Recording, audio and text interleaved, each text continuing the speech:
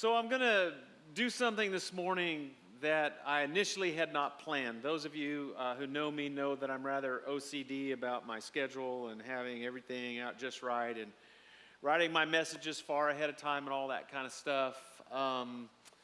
And you also know that, most of you, that I just got back from a teaching trip to Peru. And I've been on many of these trips, and I think I've never been impacted the way that I was impacted on this trip. And so I really just wanted to share with you and hopefully encourage you about some things that God is doing. At least my mind was really just kind of blown. And it's really interesting because for the first 3 days, I thought it was the most fruitless trip that I've ever been on, and certainly the hardest trip that I've ever been on. And for those of you who are not normal parts of our church, or you're not regular members or attenders, our church graciously allows me basically to run an international pastor school out of our garage. And so right now we're currently in 7 locations throughout Central America. And this was our first trip to Peru. And the people that we work with in Central America is out of El Salvador. And there's a guy there by the name of Ed Nerio who has kind of coordinated efforts for us. And there was another missionary in one of our classes there one time, a guy named Jorge. And Jorge works all throughout Central and South America. And he said, man, I know some places where you have to go. And so he told these folks in Peru, who apparently they really need pastor training and development.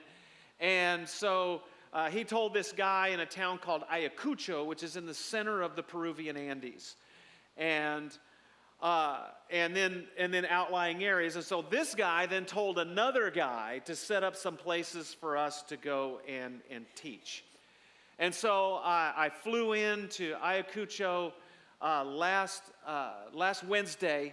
And Ayacucho is 9,000 feet. So to tell you how high this is, when you read about the Peruvian Andes, everything's about Machu Picchu, which is 7,900 feet. And everything is, oh man, you got to acclimate, you got altitude sickness, all this kind of stuff. Well, we're 1,100 feet above that at our base camp, and we went up from there. So I fly in and I meet Ed from El Salvador, who's my translator, and his team, his wife and another translator came with him. And then we had a couple of guides. There was a man by the name of Julio, and then his 28-year-old son, Benjamin. And so they got in the back, and then we got in an SUV, and we headed up into the mountains. And we ended up in a community 6.5 hours away in some of the hardest, well, not some of, it was the hardest trip, the hardest driving I ever imagined. I didn't know that this sort of thing existed, but we rode 6.5 hours on a single lane road on the side of a mountain, and people are going as fast as they can both directions, and there's only like a foot between them and 1,000, sometimes 2,000 foot drop, and it's full of potholes and switchbacks. I was never so car sick in my entire life. Again, 6.5 hours just car sick the entire time going up this mountain.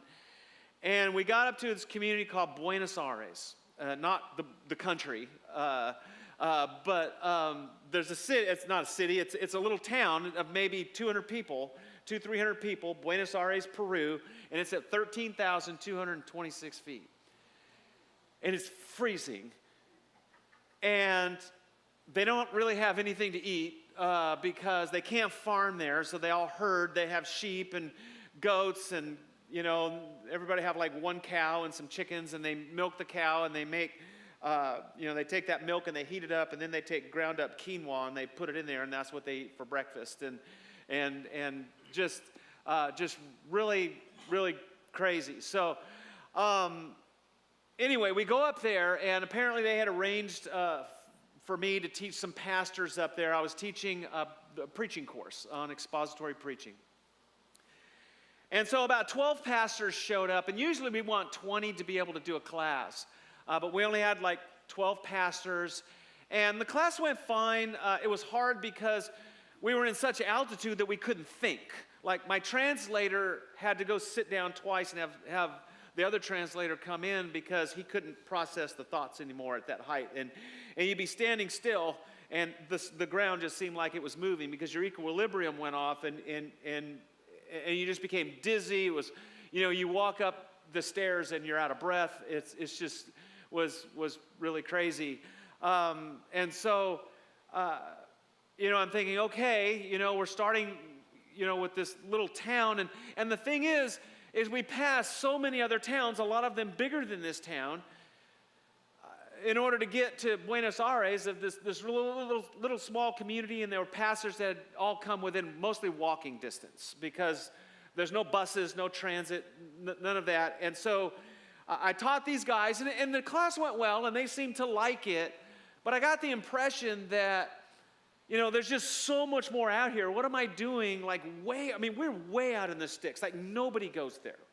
These are people who live the way that they have lived for hundreds of years because there's nothing up there. There's no resources. There's no reason for anyone to go up there. It's just that there are people who live up there in these conditions. And so then we drove back down the mountain, another 6.5-hour car ride back to Ayacucho, and I didn't get as car sick on the way down. I don't know why. They gave me some pills, and I guess that helped a little bit. And so then the next day, we drove another 2.5 hours in another direction where it was much different. There was much more grass. It looked like the Scottish Highlands, and that's what most of these pictures are from. And it's absolutely beautiful. But again, there's people that live out there. And I get to the church to teach, and there's a whole bunch of people there, people from the church, like maybe 20 people from the church, but there's only 2 pastors. And of course, we're doing this like 3 people removed, who set this up. And so I don't know what was communicated, but they're having like a big election and all this kind of stuff. And all the pastors were out at political rallies. And so they had these 2 pastors that were there, and then one of them got called away on an emergency. And so that's how I finished the first session at that particular church, and was really disappointed, was really deflated because there was really no preparation, no groundwork or anything. And so I'm just really struggling. And so then our guide and then Ed, who we worked for from El Salvador, they decided, hey, we're going to pull the plug on this thing. If these pastors are not going to come, and they'd rather be out of political rallies, then we just need to leave. And so I'm trusting the nationals, the leaders there to tell me what to do. And so we left. And that's when it got really interesting. The first part of the trip, the most brutal, harsh thing I've ever done. It was really difficult. And again, for fruit, we're not really sure what's happening, what God is doing. And then Julio, our guide, says, I just want to drive you through the mountains. And this guy knew every goat path. Like, they don't have road signs. It's just dirt roads everywhere. And then a lot of the dirt roads are just grass or just rock or scree everywhere. And we're just driving all over. And he's starting to tell us about the area. And it is then, again, where it really hit me what God was doing up in there. And it's here where I want to get to the Great Commission.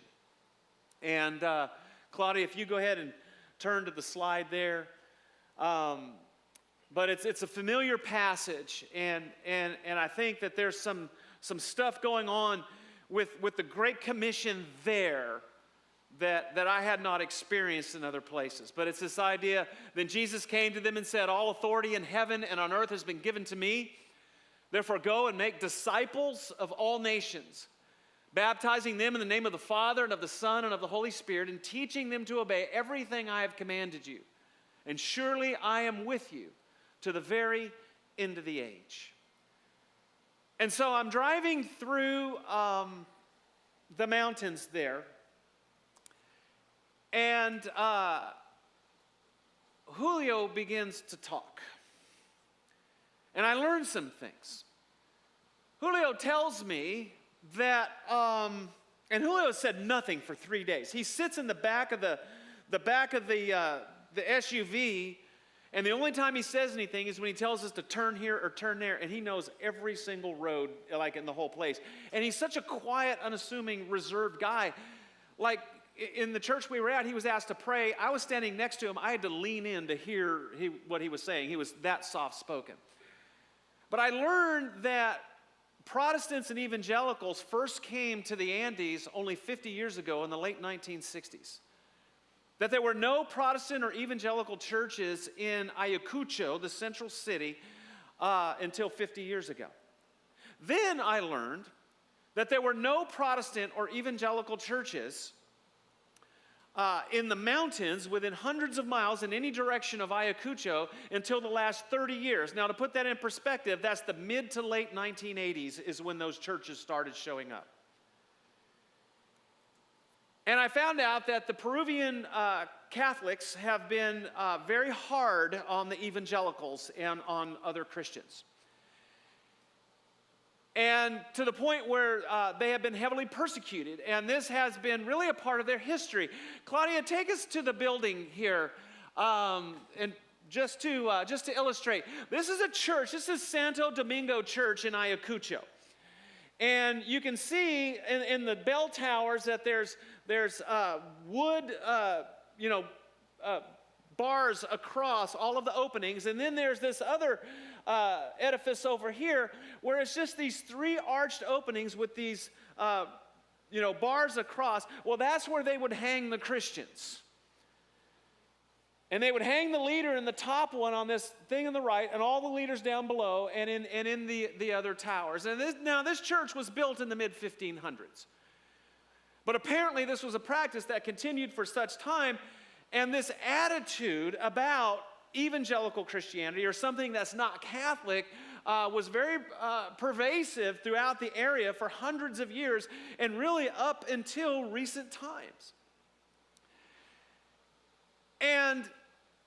And so it wasn't really until recently that a lot of these churches started showing up. And so again, within hundreds of miles in any direction of Ayacucho, there are literally hundreds of these little villages and towns and cities, anywhere from 50 people to 100 people, to 500 people, to 1,000, maybe 2,000 would be the biggest one out there. And it seems like most of these towns, though not all of them, but most of these towns now have at least one little church.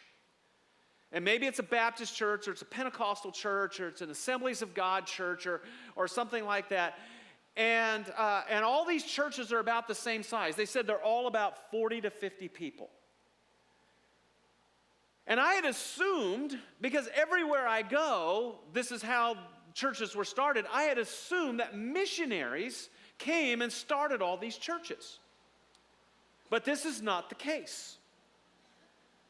These churches were not started by missionaries. And so this is how I found out how the church expanded and grew throughout the Peruvian Andes. Claudia, please go to the slide of the two gentlemen. So the guy on the right is my Salvadoran friend, Ed. He's not a real doctor. I know it says that. Trust me, I'm a doctor on a shirt, but that's a Dr. Pepper shirt. So that's Ed. And the guy next to him is Julio, who I thought was our guide. And all I knew about Julio for 3 days is that Julio knew every single path and goat path throughout the Andes because he was in the army. That's all they said. So we're on our drive after we leave the second church because there's only one pastor there now. And Ed says, "Hey, Gary, why don't you ask Julio his testimony?" And what Julio said so impacted me and so amazed me and inspired me that I want to share it with you. But I can't do it justice. Like, I'm going to hit some high points, but I don't know that I can communicate the pathos of it.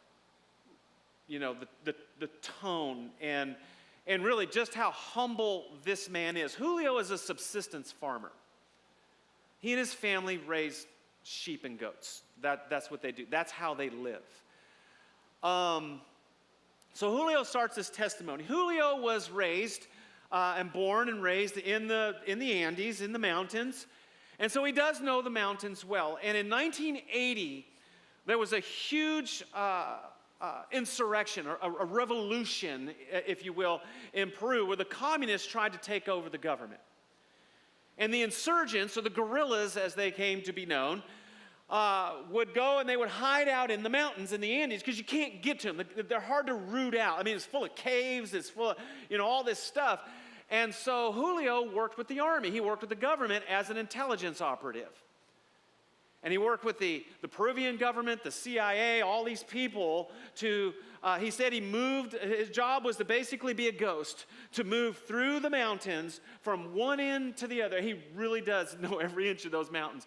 But he would walk through the mountains and identify where the insurgents were, and then he would sabotage their efforts, or he would go get somebody else and they would come and they would engage them. And Julio did not go into a lot of detail about exactly what he did. He only said that it was very nasty stuff and it involved a lot of violence and a lot of bloodshed. The long and the short of it is that Julio met a Peruvian intelligence officer in the army, who also, who's by the name of Julio. So the officer Julio leads the other Julio to Christ, and he disciples him.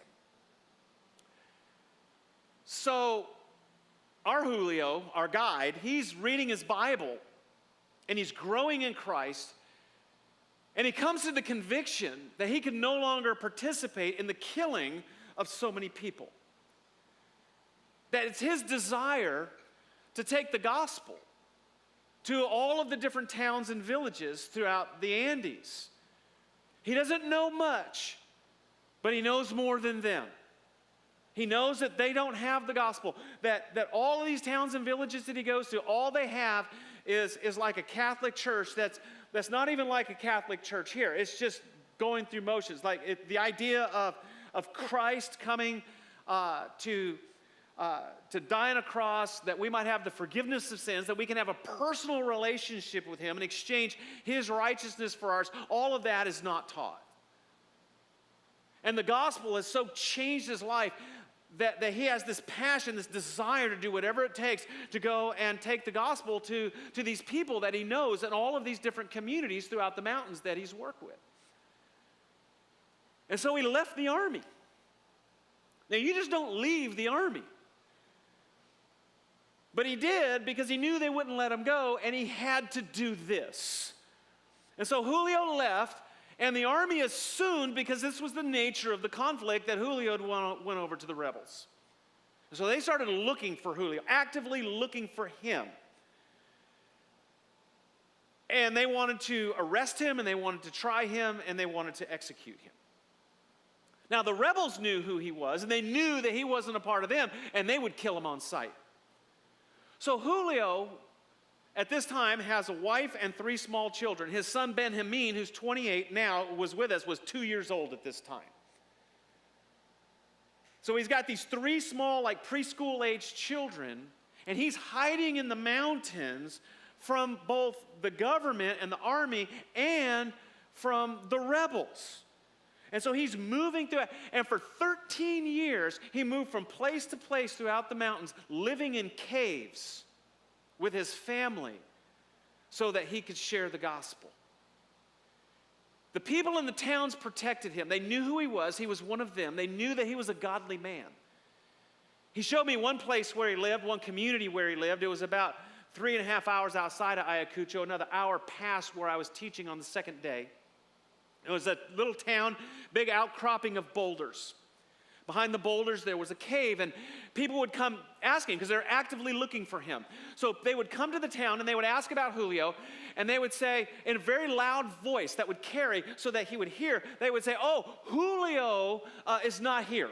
Julio left, and we don't know where he has gone." And he would creep up, look over the boulders, and see if it was someone who was safe to talk to. If it was, he would talk to them. If not, he and his family would go burrow deeper into the cave. And so this is how this man lived for 13 years. Then he would walk. He couldn't even trust hitchhiking, which is how they normally try to get around and try to get around today. But most of the time, a lot of them just walk. Again, car ride that took a 6.5 hour, Julio walks through the mountains. Like, that's who this guy is, to share the gospel in a community. And he says if they would receive the gospel, if they would receive the message of grace that Jesus has for this community, he would stay for several weeks and he would teach them. And he would teach them every night as long as they would listen. And he would teach them and teach them and teach them. And then they would start a church. And I was like, okay, Julio, how many churches have you started? He said 52.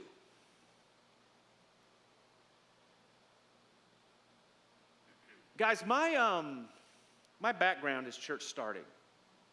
I was involved, and I started 2 churches in California.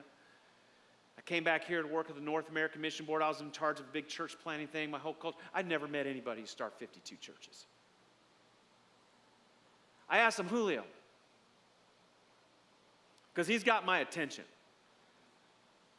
How many churches have the churches that you have started, how many churches have they started? He said, I don't know. It's a lot. But I don't count. And the impression that I got, not because he was boastful, because it was the opposite of that, is that this man that I had been sitting in the car with for 3 days, who was the most quiet, humble guy maybe that I'd ever met, was responsible for evangelizing and congregationalizing most of the Peruvian Andes. Like, ultimately, I have no idea how many churches this individual is responsible for having started. And I've been sitting in a car for 3 days with a genuine, real-life apostle, and I didn't even know it. And then Julio begins to share his heart for the churches. And his heart is this, that the pastors are struggling, that the churches are struggling because they've never been taught. You have to understand, Julio doesn't have any training.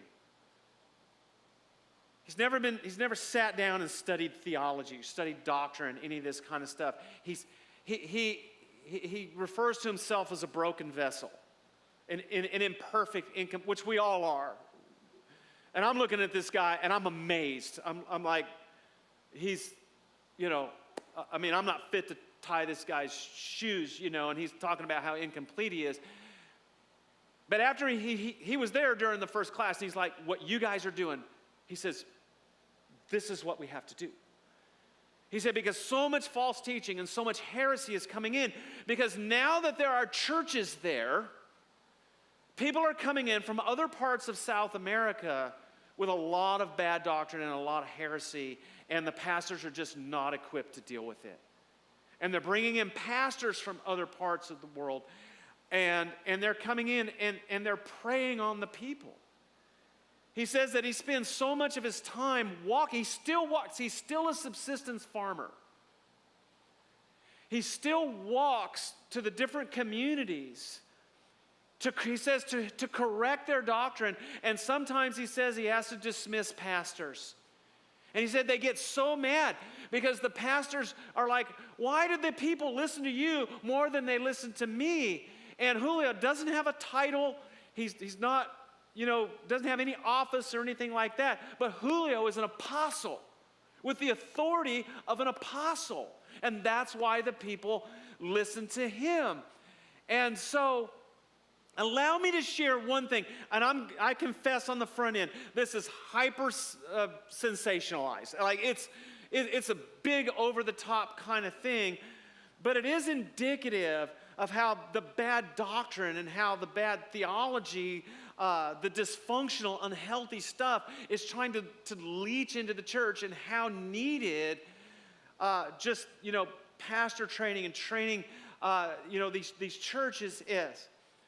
So the second day, Julio was like, we have to meet with the other Julio, the guy who led him to Christ, because that Julio is now the pastor and the key influencer of the largest church in Ayacucho, the largest evangelical church. So you got one Julio who's kind of the influencer for the church in Ayacucho, and then I got the other Julio who's the influencer for the church all in the surrounding areas. And the one Julio set up a meeting with the other Julio so we could come in and talk about how we're going to train all these pastors, because he's now convinced this is exactly what they need. But on that meeting, the Julio that we had been with comes back and he says, I can't meet with you today. We have a situation that we have to deal with. And he proceeded to describe this situation, and what I heard, again, it's very sensationalized, but this likewise blew my mind that this is what they were having to deal with. And so what happened was there was a lady in one of the towns that we had driven through, about 3 miles outside of Ayacucho. And this lady was dying, and she belonged to a Pentecostal church that was there. And she had 2 daughters that lived in the town with her and went to the church with her. And then another daughter came in from Lima. And somehow during the night, something happened. A ritual happened. And their mother died. They killed her. And Julio told me all this, and you're going to see why I looked it up when I explain it in just a minute. But Julio explained what was going on, and I thought to myself, this can't possibly be what happened. And so I looked it up when I got back to the hotel where I had internet. And this is what the newspaper said happened. This is the newspaper translated into English. 3 siblings in northern Peru allegedly gouged out their mother's eyes, disemboweled her, and bathed in her blood as a sacrifice to Satan in return for healing. Police found the body of 75-year-old Teodora Quispe Kayalahua in her home in the mountain village of Andababa. And I drove through Andababa, without her head and intestines. They later arrested Kayalahua's 3 daughters, Ariela Quispe, 38, Percy Quispe, 41, and Marcelina Swain, 46, the youngest of whom declared they had been ordered to kill their mother by the master of darkness. The authorities assert the siblings conspired to kill their mother Saturday. They subsequently gouged out her eyes, decapitated her, and used a knife to cut out some of her internal organs, including her intestines.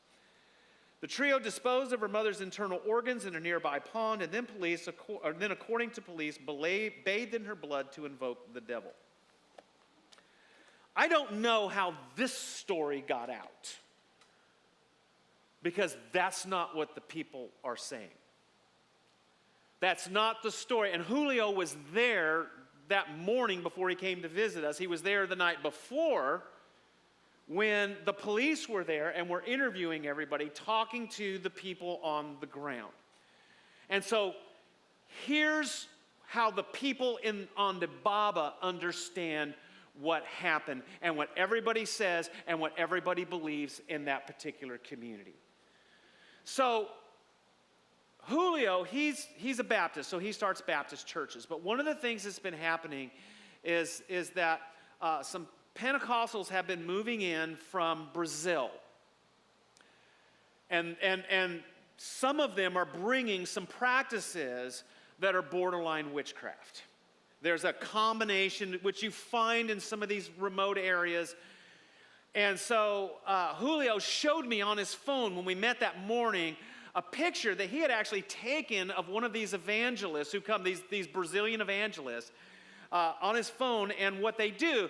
And they have these healing services in the middle of the city squares.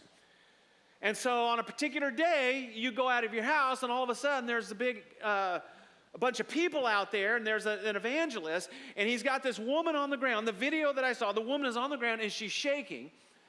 And this evangelist has a Bible in one hand, and he's shouting in tongues, and he's shouting all of this unintelligible stuff. Now, I wouldn't have known he was speaking in tongues, because I don't speak either Portuguese or Spanish, or maybe I would know if he wasn't speaking Spanish, because I recognize enough words and enough phrasing to maybe know, but really I wouldn't know. But they said he's speaking in tongues, he's speaking in this other language, And what he's doing is he takes his other hand and he's putting it on the woman and he's drawing out the evil. He's drawing out the poison. He's drawing out the darkness. And it's this weird ritual thing. And in that way, they're coming into these towns and they're saying, oh, we have a more powerful form of Christianity. And they're kind of vulturing the other little churches, like the Baptist churches or whatever. And then they're starting these Pentecostal churches that are doing this sort of thing. And this was the church that this woman belonged to and her daughters. And so here's the story that everybody understands what happened. And again, when we teach all the groups. We teach Pentecostal, Assembly of God, Baptist. We just go in, we want to teach sound fundamental doctrine Christianity. So what happens is that Ariela, the youngest daughter, comes in from Lima, and she tells everyone that she's not only a Christian, but that she is a Christian leader, Christian pastor, anointed by the Holy Spirit with the gift of healing. She attends an all-night prayer vigil that their church is having, the Pentecostal church is having, where she meets her two sisters. Now, everyone in town is there because it's a small community. This woman is dying, and everyone is concerned for her family. So everyone in town sees Ariela show up, say that she's from God, that she's a pastor with the gift of healing. She then gets her two sisters and says, we need to go pray for Mom. And so they leave and they go to the house where the mother is, where she's dying. And they didn't invite anyone else, but a couple of older teenagers followed them because you can see in the houses, like they don't have windows. They're just open and they put curtains in front of them, but most of the time, they're open or you can see in. And this is what the teenagers told everyone that they saw. So they said that they took the mother, they took her clothes off, they put her on the floor, and they did some stuff where they walked around and they chanted a bunch of stuff, just like the Brazilian evangelist. The woman then did exactly what the Brazilian evangelist did. She began to shout in tongues and do all that stuff, to shake her Bible, and begin to do the thing with her hand on the stomach. Exactly like what they have seen. They then said at one point, as she was trying to draw out the evil, they said, I don't know if I believe this is what happened, but they said she reached her hand into the stomach without making an incision and pulled out her intestines. And then rejoiced because they took out the evil, and that way the mother was going to be healed. Of course, the mother died. The police caught up with the siblings, and all three have been arrested for murder. And so the people in the village, most of whom are not Christians, recognize this ritual because the healing services were very public. Like, people know about them. They know what happens. And so word is now spreading throughout the mountains that the Christians practice witchcraft. And they put all the Christians in the same boat, Baptist, Pentecostal, Assemblies of God, because the church is so new there that the people haven't had enough experience with the different groups to even be able to differentiate them. So all they know is that the Christians did this thing. And so the people in the community are now frightened. And they're frightened of Christians, and they have promised to retaliate. And there are rumors now that they're going to take some of the Christian pastors and they're going to apprehend them and they're going to kill them. And the persecution of Christians is going to start in the mountains again because of this event. And the Christians don't want to go back to the churches because they're afraid. They're afraid of what's going to happen to them. They're afraid of being identified with the church now. Although a lot of people are coming to church, but they're coming to church and they're afraid. Christians had absolutely nothing to do with this. It happened because there's a lot of bad doctrine, a lot of heresy, a lot of crazy stuff going on, but they don't have the background, they don't have the filter to be able to know how to differentiate these crazy bad practices with healthy Christianity and healthy spirituality. And it's opened them up. And again, admittedly, this is like this hyper-sensationalized example, But what Julio was describing to me is that there's all kinds of bad doctrine, all kinds of heresy that creates all kinds of problems, church issues, mischaracterization, and ineffectiveness. And it's a recipe for frustration and fruitlessness. What I really saw was a real-life, genuine battle between the kingdom of darkness and the kingdom of light, all throughout the community. And I was really struck through Julio's impassioned pleas not to be discouraged. That after what he's seen and after what we described what we do, because we teach theology, we teach Old Testament, we teach New Testament, we teach preaching, we teach how to be a pastor, we teach all these things. And he said they lack all of it. He said a typical sermon up in the mountains is they will read a scripture and not even necessarily address the scripture, which I kind of have done a little bit today, although I'm going to try and tie it together. But they don't do expository preaching, which is where you take a text and you pull the ideas, you pull the content out of the text. He said they just ramble on things they think they're supposed to be saying for 40 minutes. And it's the same stuff pretty much every week. And there's just not a lot of depth. They just, again, don't have the foundation. And he says, we need what you have. And that's why I wanted to take you through the mountains. That's why I wanted to show you these communities. And we stopped and we talked to people and we talked to pastors that he knew because he knew everybody. He knew every pastor. One of the greatest things I'd ever seen. We stopped, and we're just driving to the country. We've been driving for half an hour, nothing in sight. All of a sudden, there's like 100 people out, and they're building a building in the middle of nowhere. And he goes, oh, there's 2 pastors there from a neighboring community, and they're building housing for some of the people that don't have housing out of these mud bricks. And we stopped and we talked to the pastors and shared what we were doing. And Julio began to explain to them, and they just lit up. And they were like, oh my goodness, how can we have this? And it just wasn't really communicated to the locals. Like at our second location we went, they didn't really know what it was. They just thought some people were coming to talk, and they had better things to do. They didn't know that it's a systematic, actual Bible institute that takes them through the deficiencies and addresses the deficiencies that they have. And so out of that, and just talking with Julio and spending the entire day just talking to him, a strategy began to develop. And he was so excited. He says, we have to talk to the other Julio. And so we went back to Ayacucho, and the next day, all of us were supposed to talk, but the Julio from the mountains had to go and deal with this situation because of this lady. And so we talked to the other Julio, but they had talked, and they had briefed one another. And here's what we have come up with. And now, before, neither Julio really understood what we were doing. Now, both of them not only understand it, but think it's absolutely vital and will be instrumental in just some incredible things. So I met with them. So here's what we're going to do. Everybody has access to Ayacucho because there are buses and cars going there, and they hitchhike, and they can get to Ayacucho.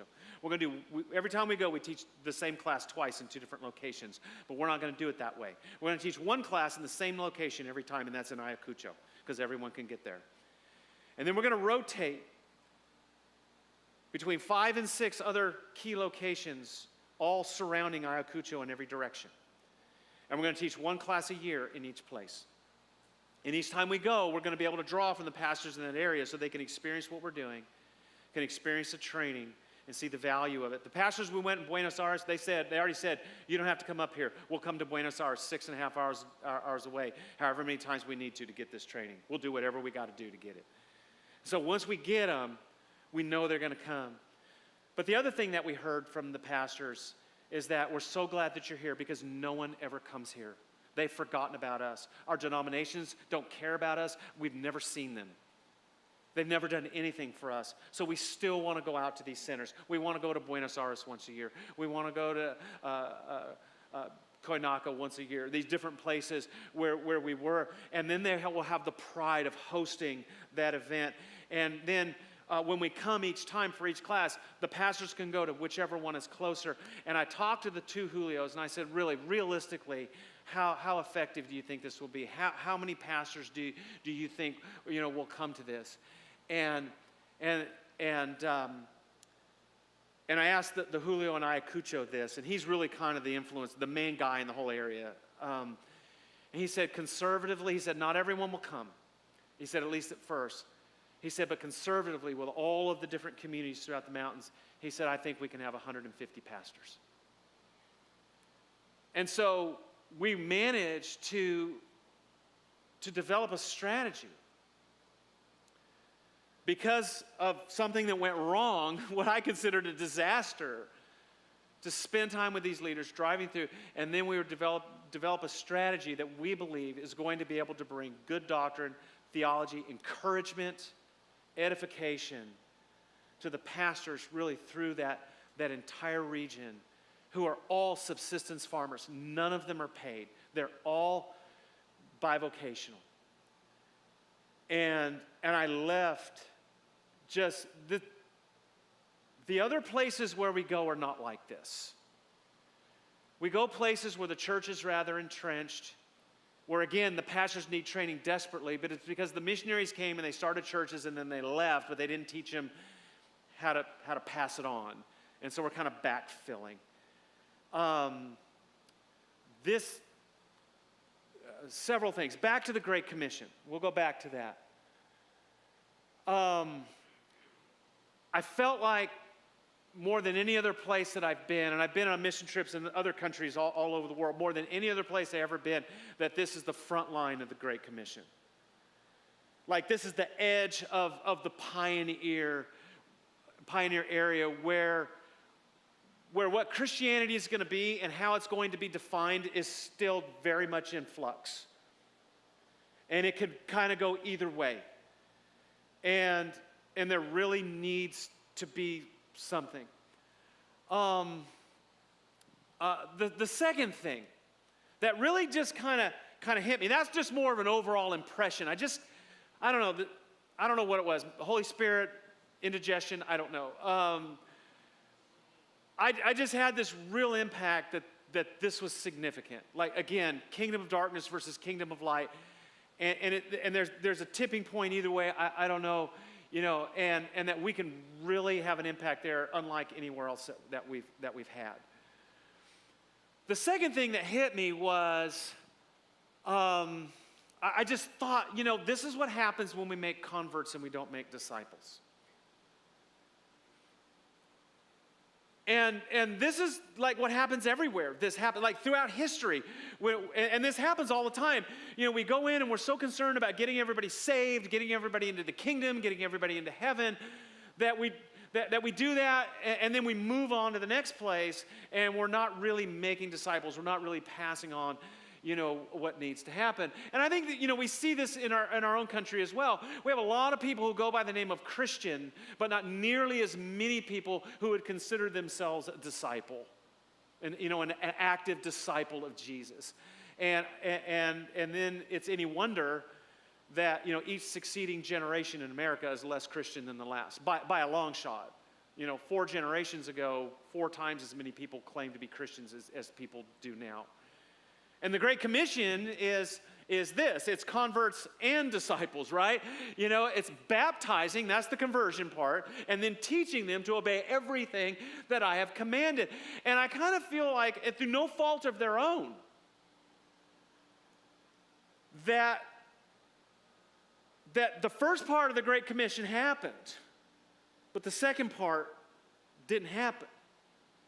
The discipleship that the churches were able to get was very, very limited, and they're just not prepared to handle the spiritual battle that's raging around them. And to be able to maintain a sense of health, a sense of stability, a sense of doctrinal purity in the midst of all that. And listen, and this is what's different about this place, is it's not like the missionaries came and dropped the ball and we got to come in and backfill. The missionaries never came. They were never trained. There was never that kind of discipleship that has ever taken place. Which leads me to the third observation. I just felt so impressed of just the magnitude of the opportunity to go in and the privilege to go in And I don't mean it to sound crass or trite, but to kind of complete that cycle of the Great Commission. You know, the conversion part, baptizing, but then the discipling, teaching, making disciples, teaching them to obey everything I have commanded you. And my thought is twofold. If not us, who? And if not us, then what's going to happen to those people? And so again, there is this incredible opportunity that we have to impact what is really an entire region of the world. I don't know the population of the Andes. I saw a lot of people when I was there. They're spread out. Again, a lot of towns, a lot of people. These are precious people. Beautiful people. Sense of community and life in spite of their poverty that has such incredible dignity and worth. And the idea of being able to bring the gospel in on top of that is such an incredible privilege. I go to these, I teach all the time. I think this is my 5th or 6th trip this year to go and teach somewhere. And I've sent others. I mean, we're going, I don't know how many times a year now, dozens of times. We got other pastors going, and it's important, and it's valuable. It has tremendous worth, what we do. This was just different. I always do the first trip. This was the first trip. The first trip is always, well, I say it's always kind of like this. You get on the ground, and it's never what you thought it was going to be, and you meet with the leaders, and then you hone the strategy, and then it becomes what it needs to be. And at no time has this been more true than this time. One other thing I want to share about Julio. Never been more impressed with anyone. The picture I showed you of the two guys, Ed and Julio, two most spiritual, godly men I know. Hands down. Both of these guys are apostles in their own right. And accomplishing, 10 times more than I would ever dream of accomplishing. The one, Ed from El Salvador, he has support. He's able to go out and do stuff. This other Julio, he's got nothing. Nobody even knows he's there. I don't know, but I suspect I may be the first Westerner that he's probably worked with. I was talking to Ed about Julio. And I said, man, how can we support this guy? What can we do to help this guy? And Ed said, he said, I was talking with Julio. And he was telling me, he didn't say this, or he did mention something about it, but he said that he has to walk everywhere, and it's really hard for him to get from place to place. And he said that he's been praying for a motorcycle. He said a motorcycle is going to cost him, between $1,500 and $2,000. He said, but he said, man, if I had a motorcycle, I could really go and service these churches, and I could get there so much better. I'm just going to throw that out there. You come talk to me if you want to do anything about Julio on a motorcycle. Because I'd like to help with that too. Again, never met anybody who started 52 churches and impacted an area. Guys, here's the thing. And I know this isn't like a regular message. And I don't know if I should apologize for that or not. But here's the thing. God has opened a door for us, and I know a lot of this is vicarious through me. Everywhere I go, everybody says the same thing. I don't know any church that would support their pastor in this way, because they know that my efforts there are taking away from my efforts here. And they don't know any church as generous as our church. And everywhere I go, they want me to thank you. And here again, thank you for allowing your pastor to come and teach us. But what I want to say is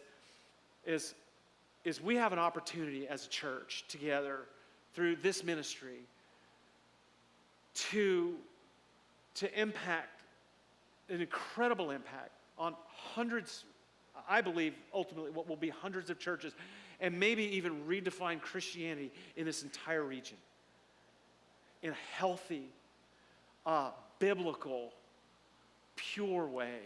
And the door is now wide open. The two key influencers for the whole area have not only invited us, they are enthusiastic.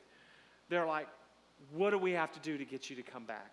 And we're sorry about how this went, and we promise you in the subsequent trips it's going to be entirely different, and the pastors are going to come and they're going to be a part of it. As we close, guys, I just want you to be encouraged. First of all, that God is moving. The stories that they talk, I couldn't even get into the stories, of how God protected Julio. And different things that are going on. There are things that are going on that I just didn't have time to tell that could only be God. Only be God. And we have an opportunity to be a part of that. I just want to encourage you that God is moving. He's building His kingdom, and that we are a part of it. And what a privilege that is. What an incredible honor to even be invited, to even have access to this type of thing that's going on. Because in our country, we see so much, honestly, with the political, the religious state of our country, it's so easy to get so discouraged with so much of what's going on and to get so bogged down in all this stuff. And you go somewhere like that and you just see God moving in these open, unadulterated ways. And so I want to personally and humbly from the bottom of my heart, thank you for allowing me to be a part of it, and just encourage you that what we're doing is having such an incredible impact in Peru and El Salvador and Honduras, and we're going to be going to Belarus next year, and to Sierra Leone next year, and to Ethiopia next year. I got pastors wanting to be a part of this, and what we're doing is changing. I probably told you this, but in El Salvador, we have trained more than one of every 10 pastors, active pastors in that country. And they're telling us that what we're doing is changing the religious culture in the country for good. And so we are having, and we're a small church. I love our church because we want to be about what's real, right? We're not here just going through the motions or playing games or whatever. And I don't want to put down anybody else. There's a lot of great churches out there, and there's great churches in our community. But this is a church that, first of all, values community, values one another, and values the kingdom. And if it's not about those things, we're like, so it's hard to get a lot of stuff going. And there's some frustration there, I'll be honest. But when it comes to this stuff, the support is so rock solid. And I feel, so encouraged, by you. And I just want to share with you to keep it up, because I've never, ever, and I've done a lot of stuff in my ministry, done a lot of mission work in different places, never felt like the impact is even close to the impact potential of what we can do in Peru. So I just want to, the guys are going to come up in just a moment. I'm going to pray. They're going to come up, and girls. And we're going to worship. We're going to worship one last time. We'll have an invitation like we always do. But I just want to encourage you during this time to pray. I want you to pray for Julio. Pray for this community, out there in the mountains. Pray for the Christians there, the persecution that it looks like might be coming. And pray for us, pray for our church, that we can be wise and responsible with this opportunity, and that we would do so in the right way. And so let's take this time and praise God and pray together and just ask Him to be with us and to guide us as we move forward. Let's pray. Father,